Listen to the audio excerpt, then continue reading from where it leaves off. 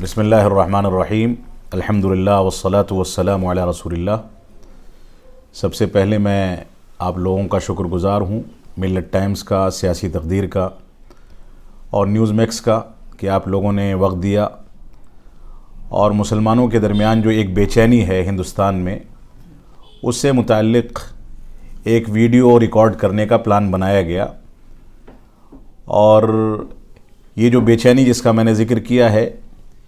یہ سعودی عرب کے حکومت کی جانب سے یا وہاں کی اسلامک منسٹری کی طرف سے، وزارت شؤون اسلامیہ کی طرف سے ایک بیان جو تبلیغی جماعت کے بارے میں دیا گیا تھا،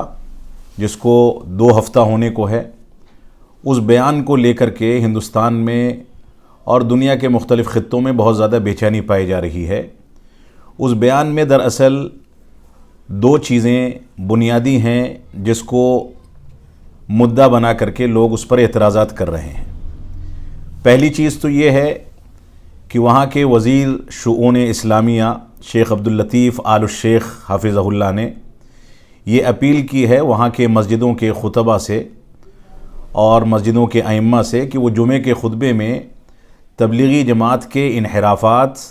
اور ان کے غلط عقائد کے بارے میں گفتگو کریں اور لوگوں کو وارننگ کریں اور متنبہ کریں کہ اس سے لوگ بچ کر کے رہیں۔ دوسرا مسئلہ جو ان کے دوسرے لیٹر میں ہے وہ یہ ہے کہ اس میں تبلیغی جماعت کو ارہاب یعنی دہشت گردی کی جانب منسوب کیا گیا ہے۔ یہ 2 چیزیں ہیں جس کی بنیاد پر یہاں بے چینی پائی جا رہی ہے۔ تو پہلی بات تو میں یہ کہہ دوں کہ تبلیغی جماعت پر پابندی کی بات جو بار بار آ رہی ہے، یہ پابندی اب سے نہیں، تقریباً 40 سال پرانی ہے۔ سعودی عرب کا جو داخلی نظام ہے وہ یہ ہے کہ وہ لوگ ایسے مکاتب فکر جو قرآن و سنت کی بنیادوں پر جن سے اختلاف کی گنجائش ہوتی ہے، ان کے اوپر پابندی عائد کر کے چلتے ہیں اور ان کو اپنی ایکٹیویٹی اور نشاطات کا موقع نہیں دیا جاتا۔ وہ ہر اس شخص کو دعوت و تبلیغ کا موقع دیتے ہیں جو ان کے اپنے اصولوں کے مطابق دعوت و تبلیغ پیش کرے۔ یہ ان کے ملک کا سسٹم ہے۔ تو یہ کہنا کہ تبلیغی جماعت پر پابندی عائد کر دی گئی ہے، یہ کوئی نئی بات نہیں ہے، یہ پرانا مسئلہ ہے۔ جہاں تک مسئلہ تبلیغی جماعت کو دہشت گردی سے جوڑنے کا مسئلہ ہے، جس کو لے کر کے بے چینی زیادہ ہے، وہ مسئلہ ایسا ہے جیسا کہ وہاں کی خفیہ ایجنسیوں نے اس بات کی اطلاع دی ہے، اور خود میں نے وزیر شؤون اسلامیہ کے ایک خاص دوست سے اس بات پر گفتگو کی، آپ ان سے تفصیل سے گفتگو کر کے مجھ کو ان چیزوں کا جواب دیں، تو انہوں نے اس بات کی اطلاع دی، اور اس کے بعد اسی طریقے سے سعودی سفارت خانے دہلی سے بھی اس سلسلے میں رابطہ کیا گیا۔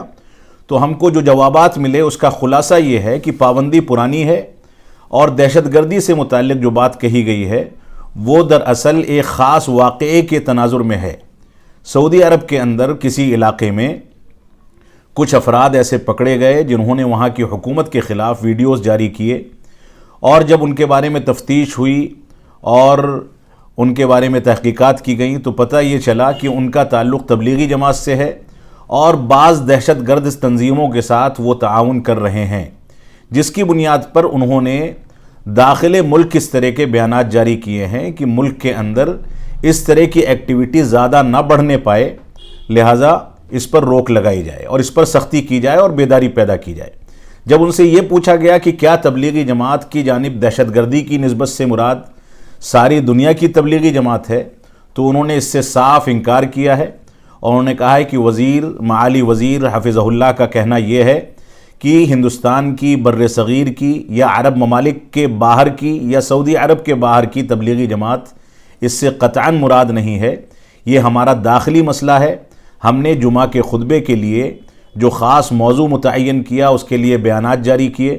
وہ بیان بھی سعودی عرب کے داخلی مسائل میں سے ایک مسئلہ ہے، اور اسی طریقے سے دہشت گردی کی جانب اس کی نسبت کی جو بات ہے وہ ایک خاص حادثے اور ایک خاص کارروائی کے نتیجے میں کہی گئی بات ہے۔ اس کو ساری دنیا کی تبلیغی جماعت پر نہیں تھوپا جانا چاہیے، اور نہ ہی اس سے عمومی لحاظ سے کوئی مفہوم نکالا جانا چاہیے۔ یہ اس بیان کا خلاصہ ہے جو میں نے آپ کے سامنے پیش کیا ہے۔ لیکن اب کیا ضرورت آن پڑی اس طرح کے لیٹر کی، جس طرح سے آپ کہہ رہے ہیں کہ پابندی بہت پرانی ہے؟ اس وقت کیا ضرورت ہے؟ دیکھیے اس وقت یہ کہا گیا کہ خطبوں میں مساجد میں جا کر کے اس وقت اصل میں کوئی لیٹر پابندی کا جاری نہیں کیا گیا ہے. جو وہاں کی منسٹری کی طرف سے لیٹر جاری ہوا ہے اس لیٹر میں انہوں نے سعودی عرب کے اندر کی مسجدوں کے ائمہ کو اس سلسلے میں بیداری پیدا کرنے کی اپیل کی ہے، اور اس کا بنیادی سبب یہ ہے کہ ایک واقعہ پیش آیا ہے جس کی بنیاد پر وہ چوکنے ہیں کہ کہیں ایسا نہ ہو کہ اس کے دوسرے افراد اس میں ملوث ہوں اور یہ چیز بڑھاوے کی جانب چلی جائے، اس کو بڑھاوا مل جائے. یہ ان کا مقصد ہے بیداری پیدا کرنے کا. ایک بات. دوسری بات، یہ بیداری اصل میں جہاں تک سمجھتا ہوں کہ سوشل میڈیا کی وجہ سے یہ زیادہ ہائی لائٹ ہو گئی ہے، ورنہ اس طرح کے لیٹر وہاں کی وزارت کی جانب سے اکثر جاری ہوتے رہتے ہیں، کبھی کسی جماعت کے بارے میں کبھی کسی جماعت کے بارے میں. یہ ان کا اپنا داخلی مسئلہ ہے اور وہ ائمہ کے لیے موضوعات متعین کرتے رہتے ہیں اور باقاعدہ منسٹری سے لیٹر جاری ہوتے ہیں کہ آج کس موضوع پر گفتگو کی جانی چاہیے. یہ ان کا ایک ہینڈل ہے اور اس ہینڈل کے ذریعے وہ پورے کے پورے اس سسٹم کو کنٹرول کر کے چلتے ہیں. تو اس وقت پابندی کی کوئی بات دوبارہ سے نہیں کہی گئی، صرف ایک بیداری پیدا کرنے کی بات ہے، اور اس کے پیچھے بھی چند واقعات ہیں جیسا کہ ان لوگوں نے خبر دی، اور ان واقعات کی بنیاد پر انہوں نے احتیاطی تدابیر کے طور پہ اس طرح کے قدم اٹھائے ہیں. لیکن جس طرح سے وہاں پر بیان دیا گیا تو اس کے بعد ہمارے ملک میں بھی کچھ جو RSS سنگھ سے جڑے ہوئے لیڈرز ہیں اس کی بنیاد پر یہ مانگ کر رہے ہیں کہ انڈیا میں بھی پابندی لگنی چاہیے. جی بالکل، یہ ایک رد عمل ہے کہ ہندوستان میں بھی اب کچھ ایسے لوگ ہیں جو اس پر پابندی کی باتیں کر رہے ہیں، اور یہ اس کا رد عمل ہے، یقینی رد عمل ہے. سعودی عرب کو اس سلسلے میں جو بیان جاری کیا ہے اس کو داخلی پیمانے پر یہ چیزیں کرنی چاہیے، اور اس کو بہت زیادہ ہائی لائٹ نہیں کیا جانا چاہیے کہ باہر کی دنیا میں بھی یہ چیز نکلے. لیکن مشکل یہ ہے آج کے دور میں، سوشل میڈیا کی سب سے بڑی مشکل یہ ہے کہ ٹویٹر ہینڈل پر کوئی چیز جاری کی گئی، وہ ایک خاص پیمانے کے لیے ہے، لیکن اس کو لے کر کے لوگ باہر ترجمے کر کے اور اس کے بعد پھیلایا جاتا ہے، اس میں 10 طرح کی باتیں ملائی جاتی ہیں اور باتیں پھیل جاتی ہیں. تو میں سمجھتا ہوں کہ ان کا مقصد یہ ہرگز نہیں ہے کہ اس کو مدعا بنا کر کے کسی دوسرے ملک میں مسلمانوں کے اوپر کوئی مشکل آئے، لیکن اس کے نتیجے میں اگر ایسا رد عمل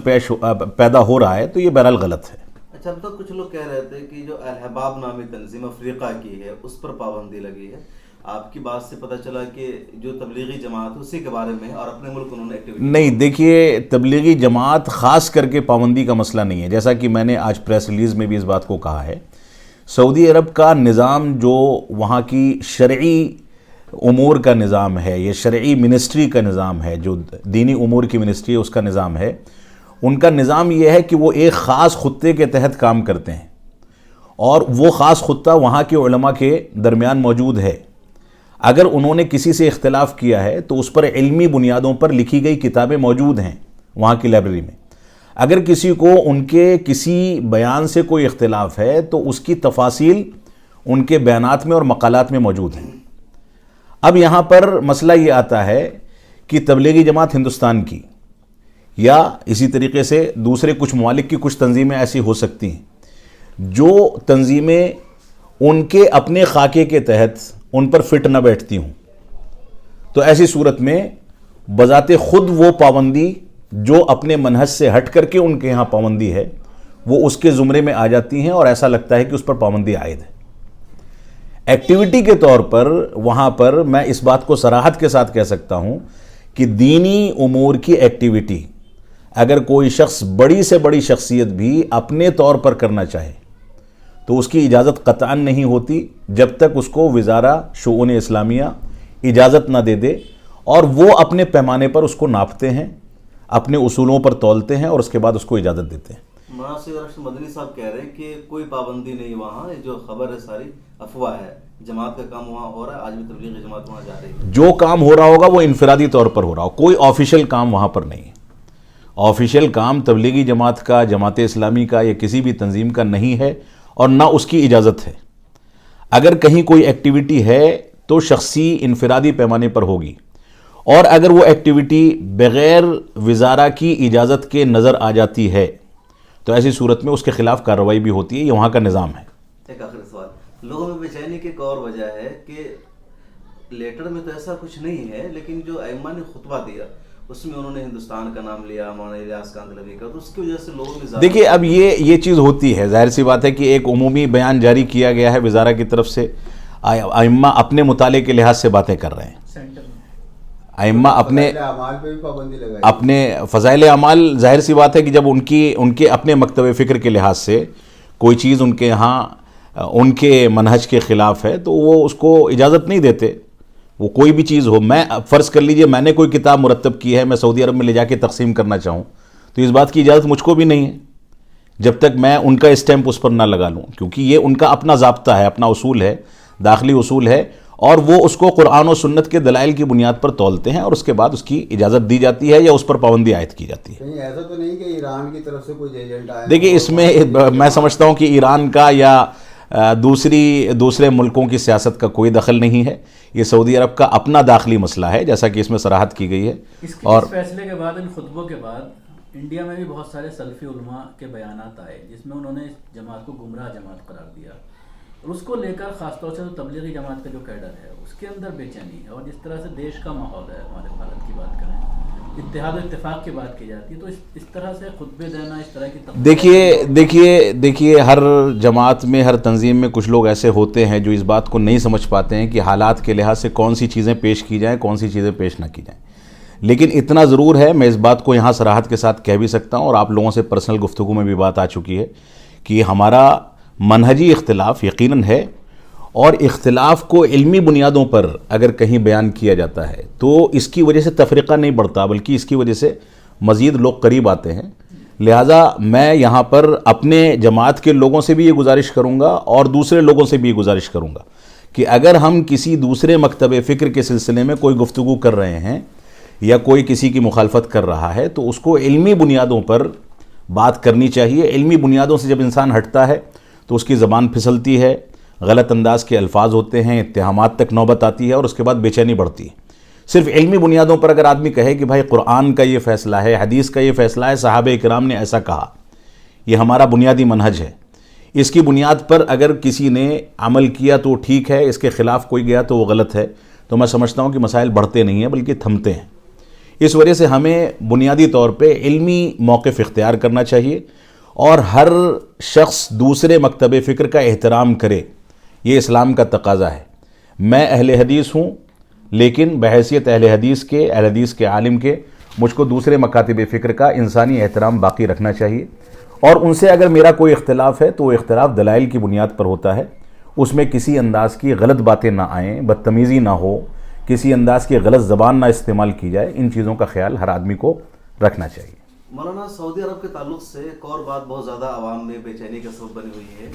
کہ وہاں اسلامی شاعر کے خلاف کام کیے جا رہے ہیں. سنیما گھر تو کھلے گئے، لیکن مدینہ منورہ اور مکہ مکرمہ میں بھی سنیما گھر کھلے گئے ہیں، شرابیں وہاں عام کر دی گئی ہے، اور جو اتنی فحاشی کی جتنی چیزیں ہوتی ہے وہ ساری چیزیں دیکھیے دو تین چیزیں میں اس سلسلے میں رکھوں گا. سعودی عرب کے اندر تبدیلی جو ہے یقیناً کہیں کہیں تشویش کا باعث ہے اور کہیں کہیں پروپیگنڈے کا نتیجہ ہے. کچھ چیزیں ایسی ہیں جو نہیں ہیں لیکن پروپیگنڈا اس کے بارے میں کیا جاتا ہے اس کو بدنام کرنے کے لیے. ایک چیز یہ ہے کہ پروپیگنڈے سے ہم کو بچنا ہے. جو چیزیں ہیں فیکٹ ہے، تحقیق کرنے کے بعد یہ اندازہ ہوتا ہے کہ غلط ہو رہا ہے، وہ اپنی جگہ پر غلط ہے، لیکن جو چیزیں نہیں ہیں وہ اس جانب منسوب کر دی جائیں. مجھ کو یاد ہے 3 سال پہلے یہاں پر ایک بہت اہم ذمہ دار نے یہ بیان دیا کہ مکہ مدینہ میں حج و عمرے کے انتظامات ایک وہ اسرائیل کی حکومت کے حوالے کر دیے گئے. یہ غیر ذمہ دارانہ بیان ہے، جبکہ ایسا کچھ نہیں ہے. اب مسئلہ جہاں تک فلم فیسٹیول کا ہے، سنیما گھروں کا ہے، سنیما گھروں کے کھلنے کی بات یقیناً درست ہے، لیکن اس کا سینسرڈ بورڈ جو ہے وہ مختلف انداز کا ہے. ہم اس کو اس طرح کا سنیما نہ سمجھیں جیسا ہمارے ملک میں چل رہا ہے.